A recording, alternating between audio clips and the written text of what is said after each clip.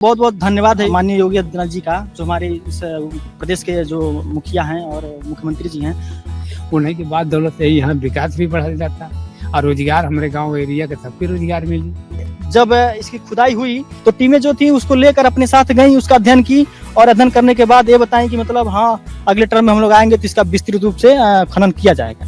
यहाँ भगवान बुद्ध की जब कुशीनगर में परिनिर्वाण हुआ तो वहाँ से उनका अस्थिया आया है 1/8वां भाग में यहाँ रखी गई है सोने कलश में।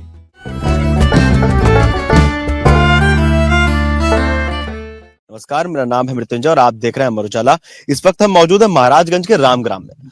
मान्यता ये है कि ये स्थान जो है वो भगवान बुद्ध से जुड़ा हुआ है। जो आप मेरे पीछे देख रहे हैं, ये जो पत्थर दिख रहे हैं या ये लग रहा है कि चढ़ाई हो या छोटा सा पहाड़ टाइप हो, आखिर इसकी पूरी मान्यता क्या है, यहाँ पे है क्या, और जब यहाँ पे एएसआई सर्वे हुआ तब वहां पे क्या कुछ मिला। यहाँ के कुछ लोग हमारे साथ मौजूद हैं। हालांकि राज्य सरकार ने भी अभी यहाँ पे करीब 8 करोड़ के अनुदान भी दिया है योजना के तहत। इसको और ज्यादा विकसित बनाने के लिए, डेवलप इसका और ज्यादा करने के लिए यहाँ के लोगों से बात करेंगे, जानेंगे कि आखिर यहाँ की पूरी मान्यता है क्या, यहाँ पे है क्या इन पत्थरों के पीछे, इन पत्थरों के नीचे।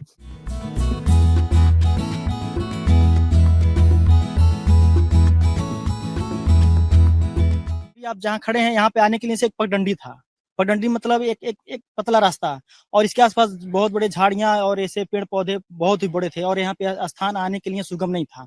तो धीरे धीरे जैसे जैसे हम लोग कार्यक्रम करते गए तो सर सफाई हम लोग खुद अपने वॉलंटियर के जैसे हमारे हैं, ऐसे वॉलंटियर के तौर पे खुद हम लोग समिति के द्वारा इसका साफ सफाई और जो भी चीजें हैं यहाँ की चाक चौबंद व्यवस्था, जो भी साफ सफाई हम लोग इसकी मेन व्यवस्था देखते हैं। और धीरे धीरे जब लोगों को पता चला कि इस जंगल के बीहड़ जंगल में कोई एक स्थान जिसको रामग्राम कहा जाता है, तो लोगों का उत्सुकता बढ़ा और लोग धीरे धीरे एक लोग आए तो उन्होंने कहा यार बहुत अच्छा जगह, इतना ऊंचा स्थान है, पता नहीं सब क्या है। तो लोग गए, बाहर गए, लोगों को बताया, फिर लोग आते गए, हम लोग कार्यक्रम करते गए। इस तरह यहाँ पे एक भीड़ जुटती गई और लोगों को पता चला कि यहाँ पर भी एक रामग्राम है जो बौद्ध स्थान, बौद्ध स्तूप है और बौद्ध धर्म को मानने वाले लोगों का बहुत ही पवित्र स्थान है। जब इसकी खुदाई हुई तो जैसे इस समय पत्ते गिरे थे उस समय भी थे, तो उन्होंने टीम जो आई पहले उसको हटवाई, फिर उसको लेबलिंग किया, फिर 4 ब्लॉक में उसको डिवाइड किया। हर एक ब्लॉक में धीरे धीरे मिट्टी का खनन, उसके बाद से ईंटों का खनन करते करते वो टीमें और उस मूल स्थान तक पहुंची जहां उनको जिसकी उनको तलाश थी। जैसे वो उस समय की जो दीवारें थी, ईंटें थी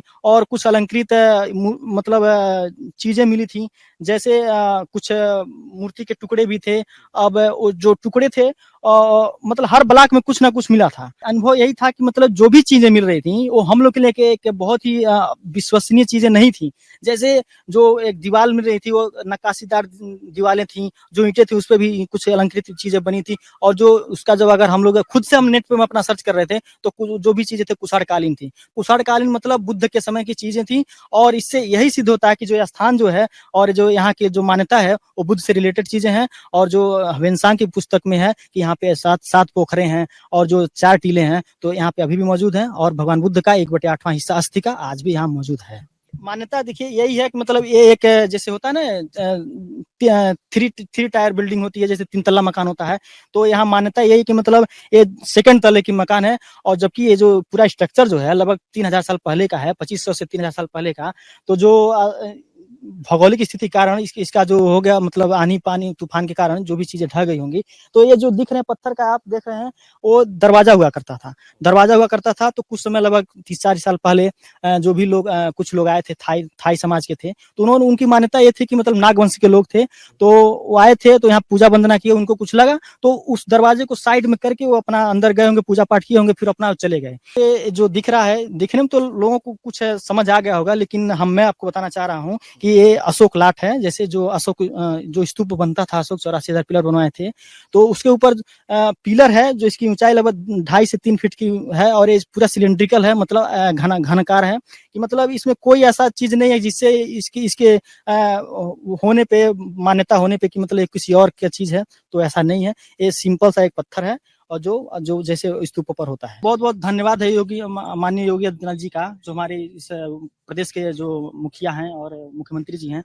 उन्होंने जब यहाँ पे लोगों के उत्सुकता और जागरूकता देखा और उन्होंने अपने सेंट्रल की टीम और लोकल की टीम को, एसआई की टीम को भेजा। यहाँ पे टीमें आई थी, खनन की लगभग 50 दिन और उस खनन में जो भी चीजें मिली वो सभी बौद्ध धर्म से रिलेटेड ही चीजें थी। जैसे एक कोई मूर्ति मिली, कोई ईंटें मिली, कोई आयताकार ईंटें, जैसे बहुत सारी चीजें मिली।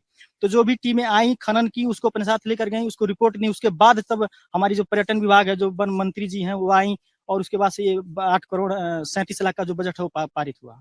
और इसके बदौलत लोगों तक मैसेज पहुंचता है कि कोई रामग्राम है, चलो देखा जाए कैसा है। तो इसकी बहुत सारी चेंजेज आए। 10 साल पहले कोई आ नहीं पाता था और आज इसमें इतना है कि खड़े होने की जगह नहीं बच रही।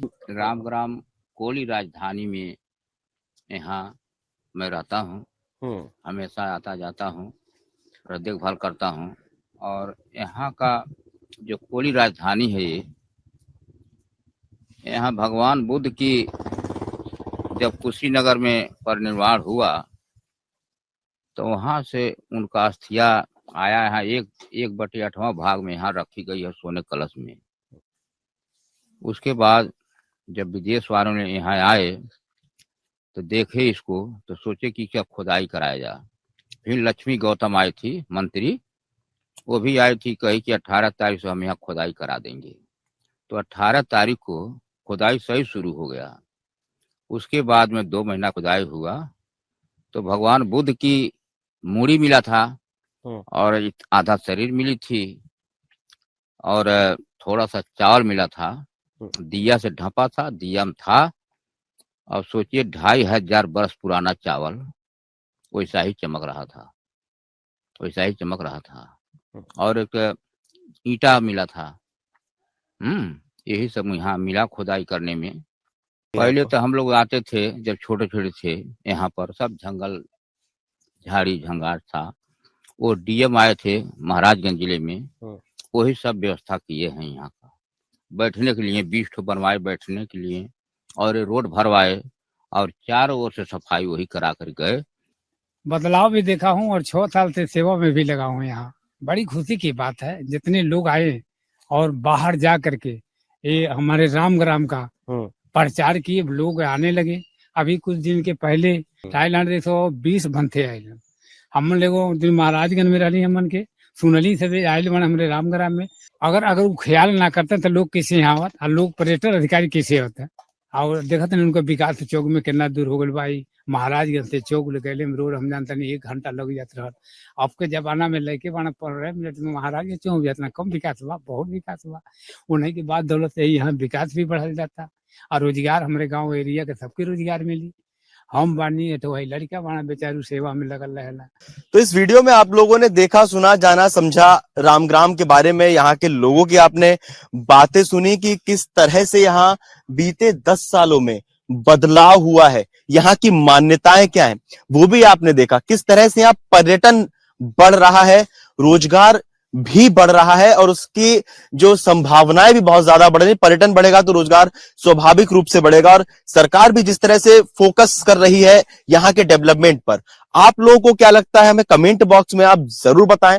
अमर उजाला पर उत्तर प्रदेश की बात जारी रहेगी। अब मिलते हैं किसी दूसरे जिले में सक्षम यूपी की समीक्षा करते करते। बहुत बहुत धन्यवाद।